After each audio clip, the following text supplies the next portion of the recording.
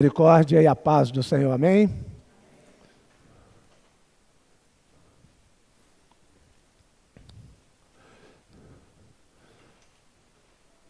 Com Deus somos mais que vencedores. E como você que tem aqui acompanhado, tem sido assíduo aos cultos, seja aqui presente, ou você que está nos acompanhando no seu lar ao vivo, nós estamos desenvolvendo, estudando o livro de Gênesis através de uma série de mensagens expositivas. Temos aprendido ser Gênesis a origem de tudo, a origem do universo, a origem do pecado, a origem da redenção e a origem do povo de Deus através de Abraão. Temos visto até aqui o chamado de Abraão, no capítulo 12, e como Deus o chamou e soberanamente o salvou.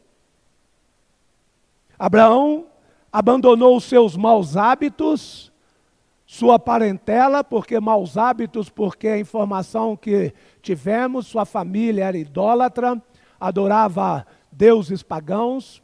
Ao chamado de Deus, Abraão abandonou esses maus hábitos, abandonou, ou melhor, a sua parentela, saiu da sua zona de conforto para obedecer ao chamado de Deus. E Deus mudou a sua vida. Na semana passada vimos Abraão, após viver um ciclo de falhas, retorna ao centro da vontade de Deus. E nesse retorno, Abraão nos ensinou algumas lições, como o pastor Christian nos apresentou na semana passada. O arrependimento, ao retornar e estar debaixo da vontade de Deus, abandonar o seu pecado, arrepender do seu pecado e voltar a estar debaixo da vontade de Deus, a ser um pacificador, procurar a paz nos relacionamentos e não conflitos, o altruísmo, dar preferência ao outro. Abraão deu para Ló o direito de escolha da terra, a confiar em Deus, a se submeter à escolha de Deus. Essa é a terra que te darei. E a respeito da verdadeira adoração, que é o fruto de um relacionamento de conhecimento e obediência a Deus. Hoje vamos estudar o capítulo 14. O capítulo 14 vai nos apresentar mais algo do perfil de Abraão.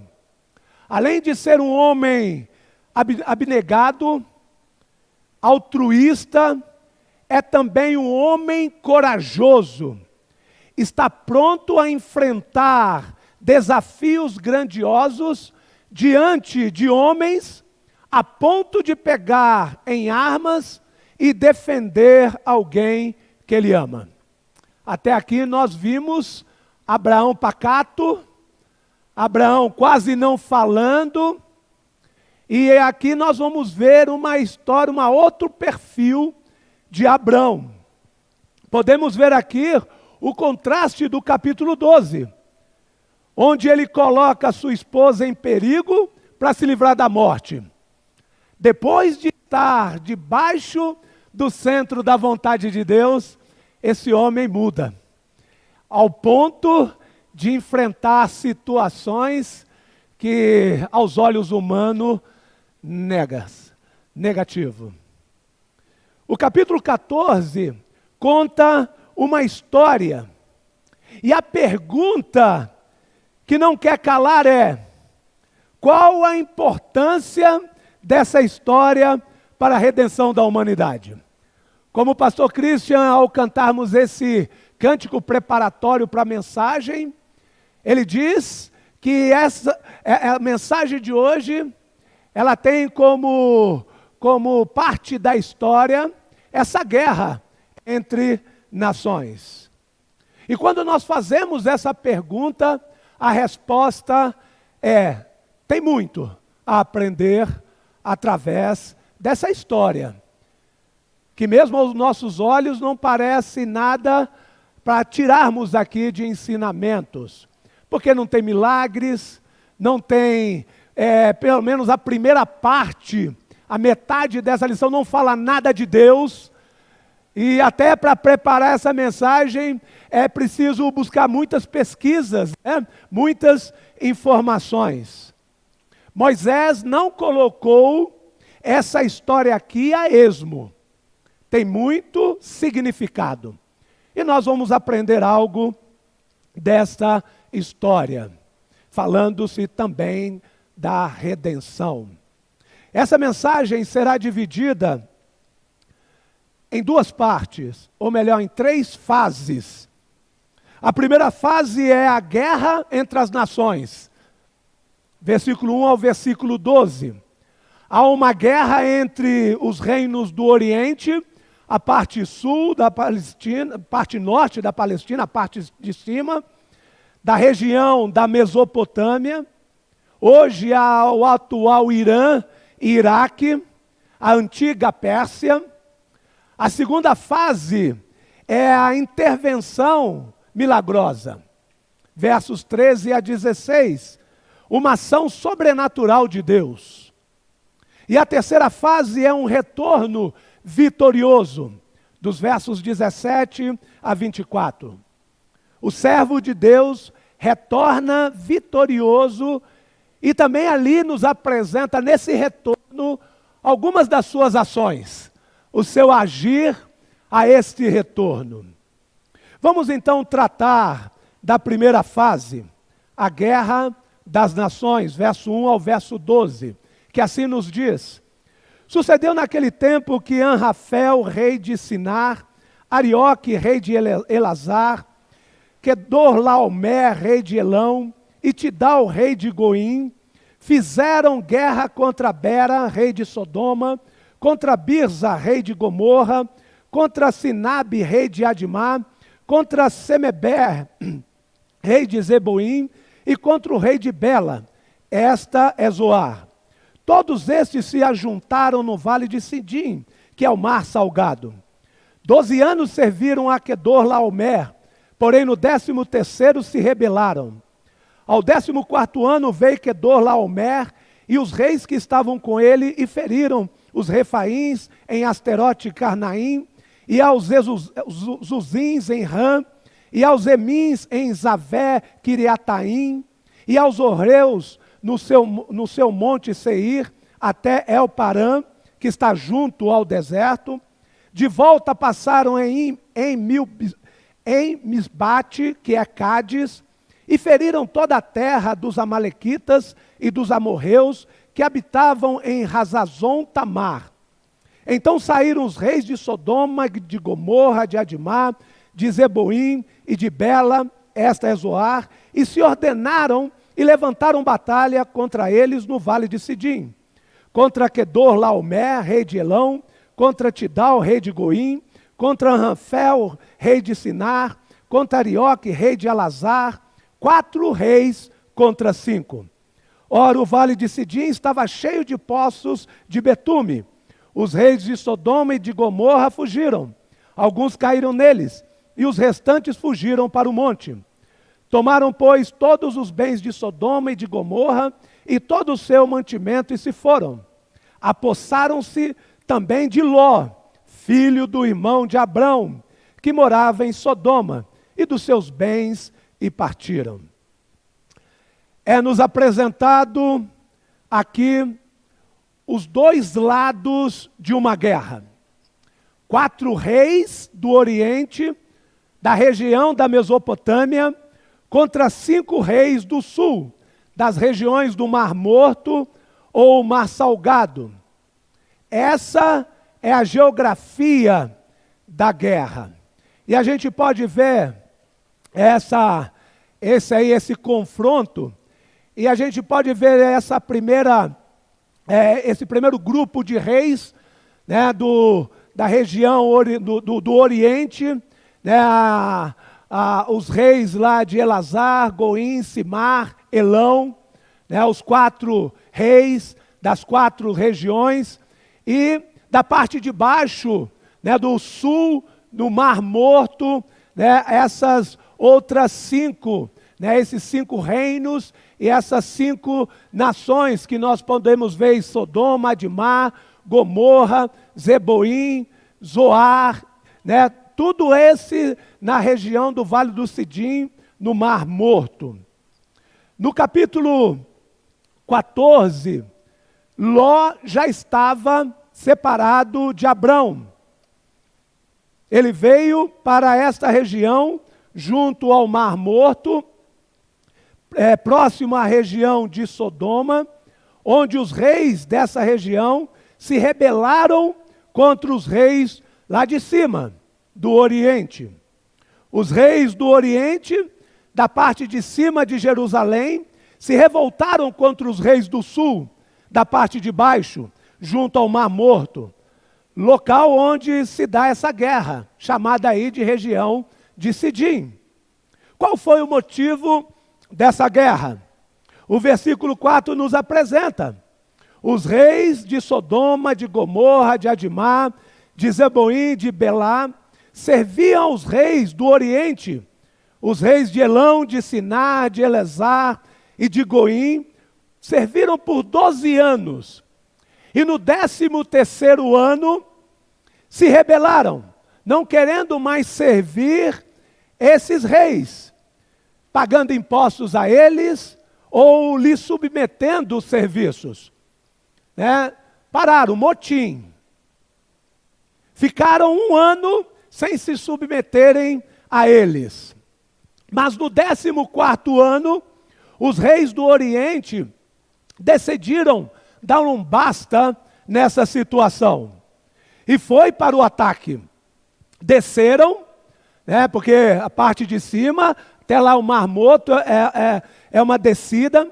Desceram para a guerra, liderados por Quedorlaomer, e esse aqui é o Bambambam, né, esse é o que lidera os demais 3 reis, né, e nessa descida, eles foram mostrando o seu poder, derrotando todos os povos que vieram encontrando pelo caminho. É o que nos diz os versículos 6 a 7. Toda aquela cidade, eles foram passando e foram derrotando. Vemos aqui um poder dentro desse exército, e é importante que lá na frente a gente vai ver, né, o que aconteceu. Nos versículos 8 a 12, nos mostra que essa batalha dos 4 reis do Oriente, com os 5 dos reis do Sul, se deu na região do Mar Morto. E o resultado dessa batalha foi a derrota dos 5 reis que se rebelaram. E a derrota se deu pela morte de alguns que caíram nos poços de betume e outros que fugiram para as montanhas naquela região. Provavelmente alguns desses reis também. Os reis do Oriente, vencedores, tomaram todos os bens de Sodoma e Gomorra e todo o seu mantimento e voltaram para os seus reinos. Pegaram todos os bens materiais e pessoas e levaram com eles. E aqui a gente entra na segunda fase desta história, a intervenção milagrosa, versos 13 ao verso 16. Então, a primeira fase é um citar, né, uma narrativa do que foi a guerra. Essa segunda fase, nós vamos ver aqui algo acontecendo, uma ação sobrenatural de Deus. Amados, até aqui, a gente vê os reis do Oriente saindo vencedores. E como todo vencedor de batalhas, leva tudo da nação derrotada. Bens materiais, riquezas e pessoas. Poderiam sair com todas aquelas riquezas e festejarem por muito tempo. Mas eles cometeram o maior erro. E por conta desse erro, sofreram seríssimas consequências. Eles levaram cativo a Ló, sobrinho de Abrão. Abrão estava habitando em Manre, fato esse que estudamos na semana passada com o pastor Christian, aonde Ló decidiu ser levado pela beleza da Campina, a região mais linda, que assemelhava aos jardins do Senhor e ao Egito pela sua fertilidade, enquanto Abraão se submeteu a confiar no Senhor e deu direito a Ló de escolha da terra. E ele foi pela beleza da terra. Essa região é a região de Sodoma e Gomorra, onde Ló e sua família já estavam morando. Quando os reis do Oriente levam as riquezas às pessoas de Sodoma, leva também Ló. E esse fato chega aos conhecimentos de Abrão. E aí vemos o que Abrão faz. O que Abrão fez? Veja o que diz os versículos 13 a 16. Porém veio um que escapara dessa batalha, né, dos reinos derrotados. Sempre tem um, né, para contar a história, né? Um que escapara e contou a Abraão o hebreu. É a primeira vez aqui que a palavra hebreu apresenta, provavelmente por ser descendência de Éber, né, ou seminômades, ou os andarilhos, né? Este habitava junto dos carvalhais de Manre, o amorreu, irmão de Escol e de Aner, os quais eram aliados de Abrão. Ouvindo Abrão que seu sobrinho estava preso, fez sair 318 homens dos mais capazes, nascidos em sua casa, e os perseguiu até Dan. E repartidos contra eles de noite, ele e os seus homens feriu-os, e os perseguiu até Obá, que fica à esquerda de Damasco. Trouxe de novo todos os bens e também a Ló, seu sobrinho, os bens dele e ainda as mulheres e o povo. Abraão foi resgatar seu sobrinho. E nesse resgate, ele iria enfrentar nada mais, nada menos do que Quedorlaomer, aquele que liderou os outros dois reis, né, os outros 3 reis, e juntos derrotaram e botaram para correr os reis do sul, os reis de Sodoma e Gomorra, e que não eram reis, não eram reinos, não eram nações fraquinhas não, também tinham o seu poder, mas essas 4 nações mostraram mais poder, que os derrotaram 4 contra 5. E nessa batalha, vemos algo sobrenatural acontecer. Nós podemos ver aqui uma intervenção milagrosa. Abrão sai em companhia do seu exército particular, de 318 homens capazes, e aqui não tem nada a ver com a campanha muito conhecida aí de segmentos religiosos, campanha dos 318 pastores. Aqui você vê a origem dessa falta, né? Essa falso ensinamento, né? Essa falha exegética aqui, né? Não tem nada a ver. Daqui que tira essas mentiras. E você tem que ficar esperto.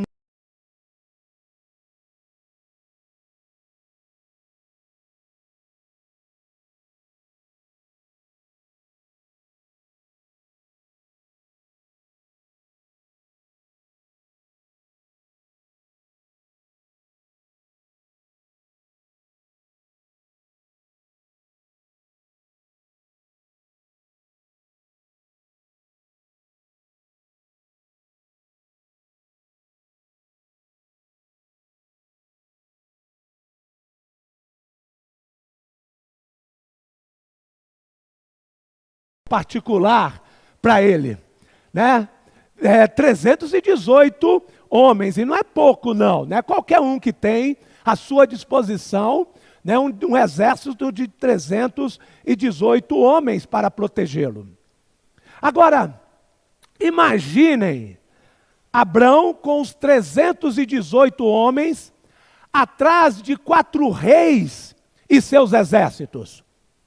Podemos identificar essa ação de Abrão, aqui e seus soldados, como um esquadrão, assim, trazendo para o nosso contexto, um esquadrão suicida. Não é bem assim? Não é verdade?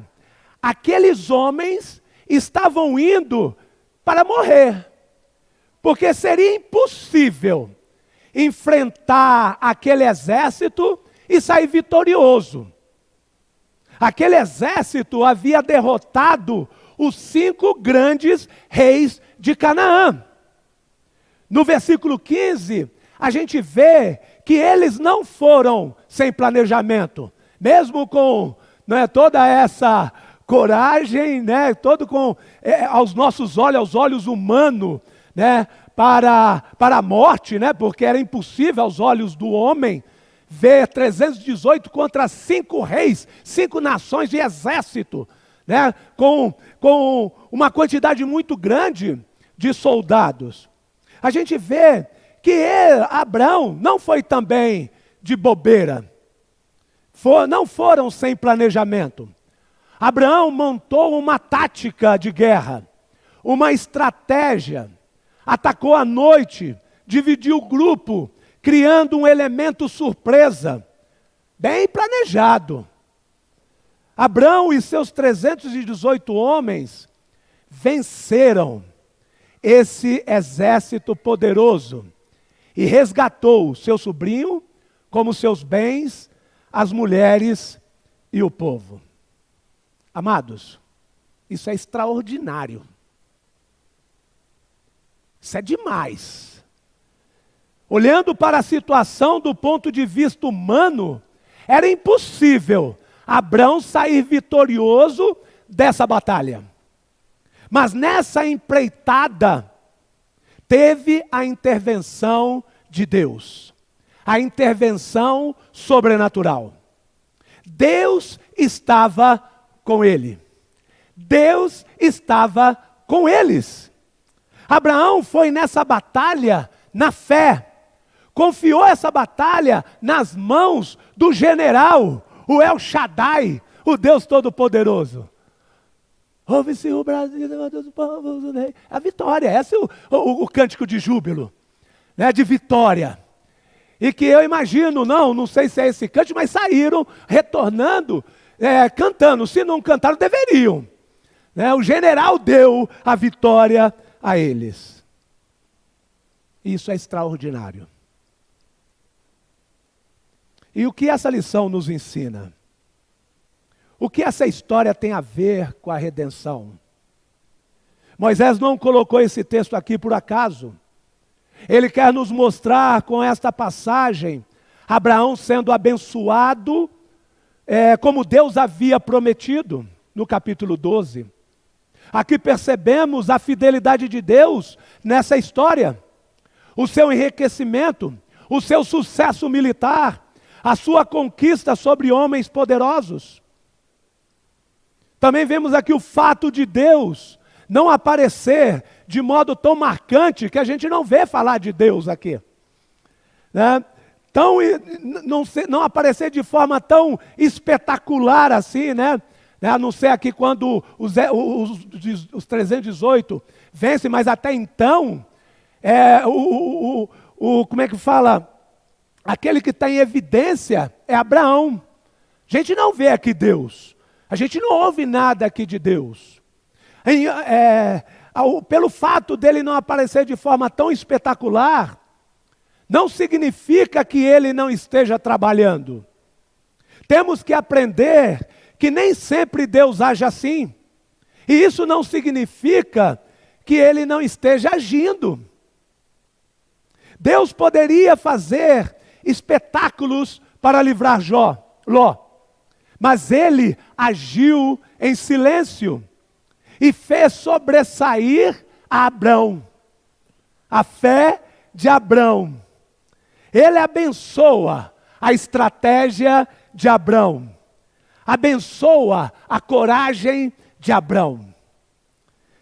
Também podemos tirar aqui como lição: Deus trabalha através de manifestações grandiosas, mas também trabalha pelas vias naturais, pelos caminhos naturais. Deus trabalha quando dormimos, quando não o vemos, quando não o percebemos, mas Ele está trabalhando, Ele está atuando, Ele está agindo. Não é assim que muitas vezes pensamos, irmãos? Deus não está agindo na minha vida. Onde está Deus? Por que eu não estou vendo Deus? Por que Deus não está atuando? Por que Deus está permitindo que eu passe por toda essa situação? Oh Deus, onde está o Senhor? Mas saiba você que Ele está agindo silenciosamente. Pode ser que você não esteja vendo nada do que está acontecendo, mas Deus está agindo. Muitas vezes Deus se apresenta em nossas vidas discretamente, mas Ele está. Ele não aparece nessa parte da história, Ele não aparece nessa história, mas Ele está atuando, Ele está agindo. E outra lição que nós podemos tirar aqui é que Ló não fez um bom negócio ao se afastar de Abraão. Não é um bom negócio ficar longe de pessoas que recebem de Deus as suas promessas. Quando nos afastamos do povo de Deus, o objeto das bênçãos de Deus não é um bom negócio. Você vê aquele homem que junto de Abrão era próspero, era abençoado, era um homem muito rico. E a gente vê a decadência na vida desse homem quando se afasta de Abrão. Até chegar um ponto que ele vai morar nas cavernas, que a gente vai ver lá, né, na frente, na sequência. E no capítulo 17, justamente a destruição de Sodoma e Gomorra, né, para onde que ele vai, e a situação desse homem. Não é um bom negócio se afastar do povo abençoado de Deus. E a gente vê o quanto que perdem bênçãos aqueles que se afastam da comunhão com o Senhor. Eles podem achar que não, mas é uma degradação espiritual, moral, que vai acontecendo porque perdem de vista. Perdem a oportunidade de ser abençoado por estar junto do povo que recebem as bênçãos da promessa de Deus. 1 Coríntios 7,14, né, que nós já falamos, eu propriamente dito, lá atrás no capítulo 11, a respeito dessa bênção por intermédio dos abençoados de Deus. E aqui não tem nada a ver com salvação, né? É justamente a oportunidade daqueles que vivem com aqueles que são justificados, os santos, os salvos, né? Mesmo eles rejeitando, eles são abençoados. A orientação de Paulo é justamente essa, né? Que diz, porque o marido incrédulo é santificado no convívio da esposa, e a esposa incrédula é santificada no convívio do marido crente. De outra sorte, os vossos filhos seriam impuros, porém agora são santos. Então casou, é casado, conheceu a Cristo, a orientação não é agora eu sou crente, meu marido é descrente, eu vou me separar dele, não. Ele vai ter o privilégio e a oportunidade de ser abençoado ao viver ao lado do justificado. Tanto ele, sendo ela salva, sendo abençoado por essa salva. E ele sendo salvo, ela não salva, vai ser abençoada por conta dele. E os filhos acabam sendo abençoados, né, e separados para desfrutar dessa bênção por intermédio do salvo.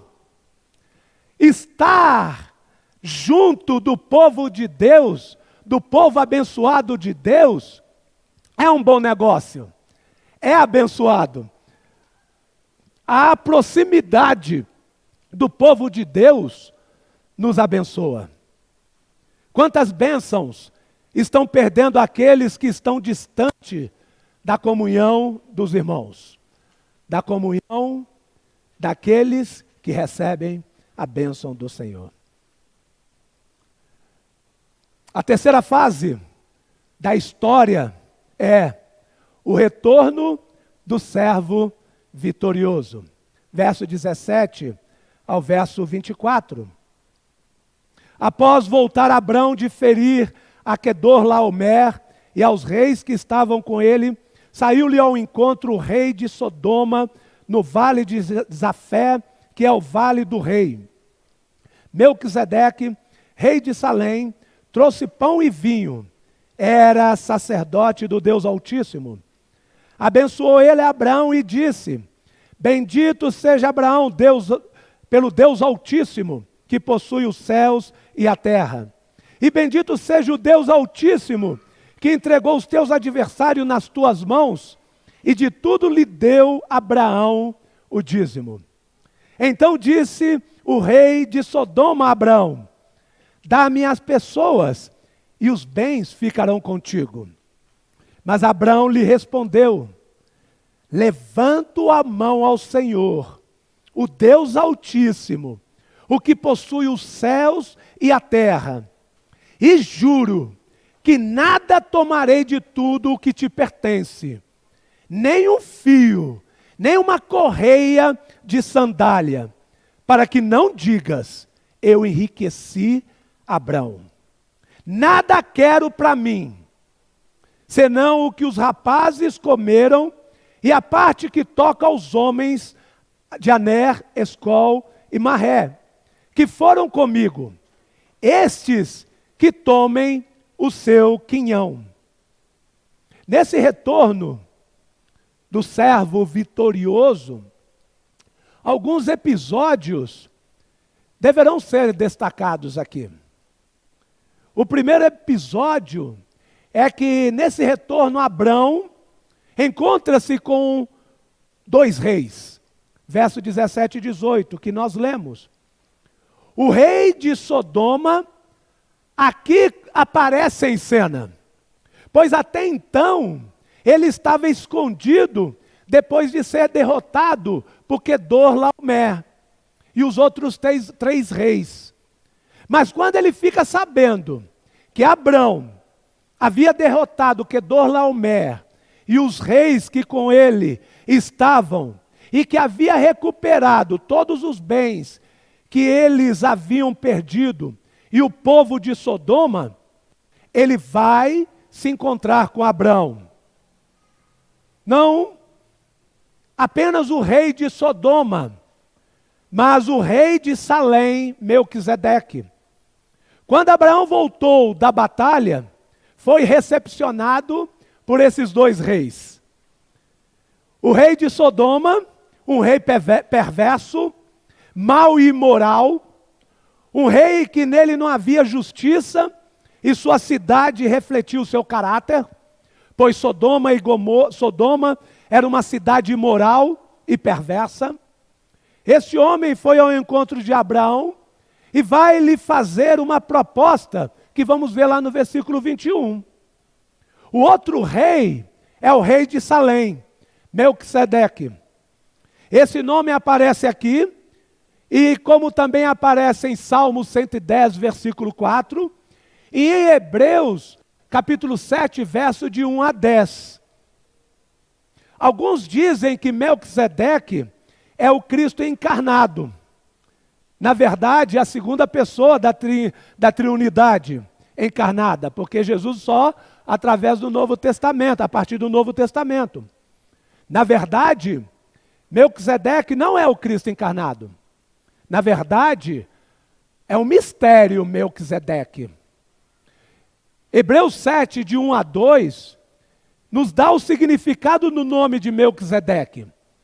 Hebreus capítulo 7, versículo 1 e 2 diz: porque este Melquisedeque, que era rei de Salém e sacerdote do Deus Altíssimo, e que saiu ao encontro de Abrão, quando ele regressava da matança dos reis, a história narrada aqui anteriormente, e o abençoou, a quem também Abraão deu o dízimo de tudo, e primeiramente por interpretação, rei de justiça, e depois também rei de Salém, que é rei de paz, sem pai, sem mãe, sem genealogia, não tendo princípios de dia nem fim de vida, mas sendo feito semelhante ao Filho de Deus, permanece sacerdote para sempre.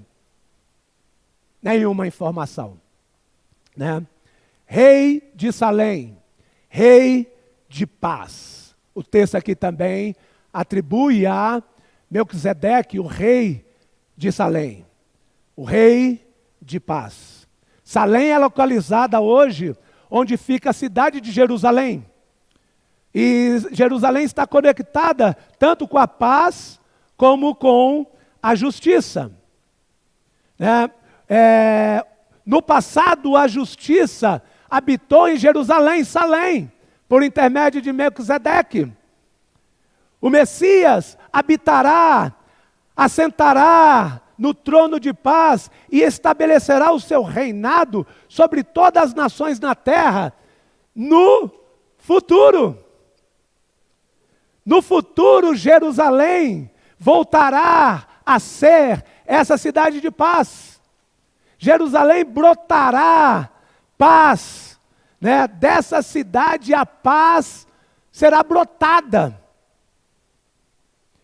Moisés faz uma conexão com Melquisedeque, o rei da justiça e o rei da paz, no sentido de mostrar que essas duas qualidades, elas andam juntas, são inseparáveis. No universo moral de Deus, o Senhor estabeleceu que a justiça e a paz devem andar juntas. Portanto, meus amados, se queremos viver em paz, precisamos viver na justiça. Se você vive no pecado, não há paz com você. Não há como você viver na verdadeira paz se você vive na iniquidade. Se queremos ter paz no Brasil, é necessário justiça.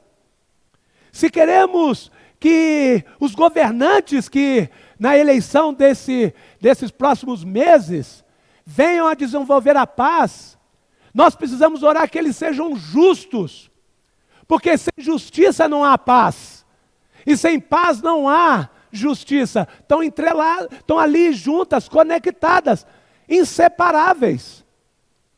Se queremos paz na igreja, é necessário justiça. Não adianta querer paz e viver no pecado, viver na fofoca, na mentira, viver uma vida completamente desregrada lá fora.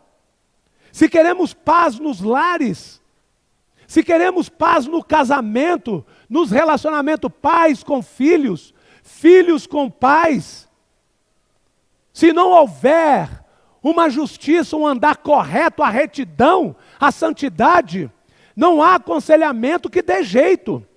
Se você não vive em santidade, se você não vive continuamente lutando e fugindo do pecado, das práticas que desviam você da verdade do Senhor. O versículo continua dizendo que Melquisedeque trouxe pão e vinho. E sem maiores informações que o texto não nos dá, ou interpretações que o texto não nos dá, provavelmente o pão e vinho para alimentar os soldados de Abraão. Melquisedeque foi um homem bondoso e generoso. Imagine o desgaste daqueles homens na batalha, debaixo de um sol escaldante, nas perseguições de quilômetros, sobre os inimigos, completamente desgastados e famintos. Aqui encontramos um rei bondoso que nutre, um rei marcado pela misericórdia, e a misericórdia é a consequência da justiça e da paz. Se você não é justo, você não tem paz. Se você não tem paz, você não tem justiça. E se você não tem ambas, você não tem misericórdia. E aí você vê, se você é misericordioso, o negócio está feio. Melquisedeque era o sacerdote do Deus Altíssimo, o El Elyon, como aqui diz, o Deus Altíssimo. O segundo episódio a ser destacado nesse ponto é Abraão. Ele responde ao rei de Salém, nos versículos 19 a 20. Mostra aqui esses versículos, mostram Melquisedeque abençoando Abraão e abençoando também o Deus Altíssimo. Melquisedeque abençoou o Deus de Abraão, porque ele tem a consciência que Abraão venceu aqueles homens, não porque eram os melhores e os mais corajosos e os mais fortes homens, não porque Abraão era o melhor dos estrategistas militares, mas nem porque eles eram homens bem treinados, mas porque o Deus Altíssimo estava com ele. Melquisedeque reconhece isso, que o Deus Altíssimo é o Criador dos céus e da terra, como também o Deus Altíssimo é o Deus que livra, é o Deus que dá vitória, é o único Deus verdadeiro. E quando o Deus Altíssimo está com alguém, tudo essa pessoa pode, porque esse Deus o fortalece.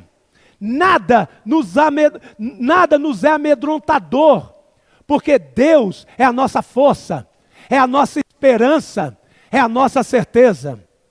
Passamos por medo, é verdade, incertezas e dificuldades na vida, mas a nossa força vem do Senhor, do mesmo lugar que veio a força de Abraão. A única certeza que Abraão tinha, quando foi com os 318 a enfrentar aquele exército, era que ele foi no Senhor, e que o Senhor estava no controle. Ele não foi com a certeza que iria vencer, que ele ia sair bem sucedido. Ele foi na confiança do Senhor. Senhor, não sei o que vai acontecer, mas o Senhor diz que é para eu confiar no Senhor, então eu vou. E muitas vezes na nossa vida, a gente não vê a luz no final do túnel. A gente não vê as coisas dizendo, vai porque vai dar certo. Não, vai porque o Senhor espera que você confie nele. E deixa ele na direção. Eleva os meus olhos ao Senhor, ou melhor, eleva os meus olhos para o monte. De onde me virá o socorro? O meu socorro vem do Senhor, que fez os céus e a terra. E Ele não permitirá que os teus pés vacilem. Esse é o Deus de Melquisedeque, é o Deus de Abraão. E qual foi a resposta de Abraão? A reação de Abraão ao abençoar, ao reconhecimento de Melquisedeque, que aquela vitória, sua vitória veio do Senhor. A resposta de Abraão foi simples. E de tudo lhe deu Abraão o dízimo. Abraão teve uma reação de generosidade a Melquisedeque. E esse gesto aconteceu antes da lei e da norma do dízimo. E como fruto de sua gratidão e reconhecimento de que aquela vitória veio do Senhor, ele dá o dízimo. 10% de tudo que ele tinha ao Senhor. Ele faz isso como um servo de Deus, do Deus Altíssimo. Ele não estava debaixo da lei.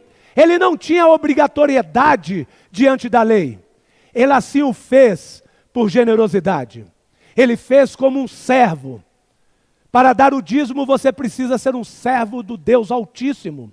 Você precisa ser um salvo no Senhor Jesus Cristo. Por isso que dizemos, no momento do nosso ofertório, que é um privilégio dos membros dessa igreja, adorar a Deus através dos dízimos e oferta, porque somos seus servos. Abraão faz isso como expressão de gratidão e reconhecimento. Reconhecimento que a sua vitória veio do Senhor. E ele entregou os dízimos ao Senhor em uma atitude de gratidão. E é o que fazemos no nosso momento de adoração através dos dízimos e oferta. Gratidão e reconhecimento. Tudo que temos veio do Senhor. Por isso, com gratidão, devolvemos ao Senhor. E ele fez isso de forma voluntária, de modo espontâneo e livre. Fez com um coração voluntário. Não devemos dar o dízimo porque vamos ser disciplinados ou porque o pastor vai cobrar.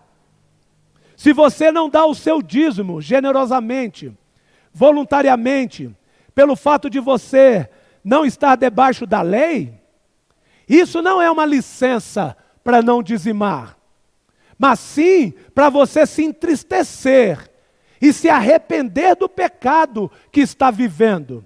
Porque isso não é uma atitude de um servo do Deus Altíssimo. Mediante essas palavras de Melquisedeque, de louvor e adoração, Abraão teve a reação de servir ao Deus Altíssimo, voluntariamente, generosamente, livremente, com expressão de reconhecimento e gratidão. Honra ao Senhor com os teus bens e com as tuas primícias de toda a tua renda. Provérbios 3:8. E para a gente encerrar, o terceiro episódio a ser destacado nesse ponto é: Abraão responde ao rei de Sodoma, verso 21 a 24. Depois do momento de adoração, do momento de louvor a Deus, chega o rei de Sodoma até Abraão. Não é de esperar outra coisa a não ser esse tipo de pedido desse rei imoral e perverso. Chega e pede às pessoas e oferece a Abraão as riquezas. Abraão poderia pensar, trazendo para o nosso contexto, que ele deu o dízimo e agora está vendo Deus multiplicar a riqueza. Que bênção, olha, toda a riqueza pode ficar com você. Me dá as pessoas. Olha, Deus está me abençoando por conta de Deus dar o dízimo. Dei muito, vou receber muito também. Nada disso. Só que não. Veja o que Abraão respondeu para o rei de Sodoma: nada tomarei de tudo o que te pertence, nem um fio, nem uma correia de sandália, para que não digas: enriqueci Abraão. Tudo o que eu tenho veio de Deus, e o que eu tenho recebi dele, e o que eu quero é que Deus me abençoe e abençoe os que estão comigo. De você eu não quero nada, para que a glória não seja sua, mas sim do Senhor. Só te peço uma coisa: dê alimento a esses guerreiros que foram comigo. Se você quiser abençoar, abençoe eles, mas a mim, não. E o que nós podemos extrair dessa lição? Abraão compreendeu que Abraão compreendeu que para ele a bênção de Melquisedeque era maior do que a bênção do rei de Sodoma. Porque a bênção de Melquisedeque era espiritual. E a bênção do rei de Sodoma era material. E esse entendimento só pode ter quem tem um encontro com Deus. Os olhos de Abraão estavam para o Senhor. Não estava para as coisas da terra, para as riquezas desse mundo. E é por isso que ele era um servo do Deus Altíssimo. Essa é a atitude do servo do Altíssimo. A sua motivação pelo que ele fez não foi material, financeira, mas foi de altruísmo. Não buscar o que é propriamente seu, mas o que é do outro. O outro tem a preferência. A sua motivação de ir na batalha foi para livrar o seu sobrinho. Livrar alguém que ele amava. Aprendemos mais uma vez com Abraão a confiar no Senhor. Mesmo diante da maior força dessa terra, se você teme a Deus, se você confia no Senhor, você não tem o que temer nesse mundo. Você não tem que temer o mal. O Senhor está com você. Sabemos que todas as coisas cooperam para o bem daqueles que amam a Deus e andam segundo os seus propósitos. Quem tentará contra os eleitos de Deus? Quem nos separará do amor de Cristo? Será perseguição, angústia, morte, nudez, perigo, espada? Como está escrito: por amor de ti, somos entregues à morte o dia todo. Fomos considerados como ovelhas para o matadouro. Em todas essas coisas, somos mais que vencedores. Por outro lado, Se você não buscar a Deus, você peca. Você se afunda na tristeza, como muitos estão se afundando. Levante os seus olhos e olhe para o Senhor. Se as dificuldades elas existem, o Senhor está contigo. Confie nele e continue na batalha, que a vitória é certa. Vamos orar? Maravilhoso Deus, nós te bendizemos pelo seu Filho Jesus Cristo, que como Abraão veio para nos resgatar e nos trouxe de volta em tuas mãos, hoje estamos seguros, estamos contigo, e tudo que o nosso coração deseja é bendizer o teu santo nome, e te louvar, e nos alegrar por tão grandiosa salvação.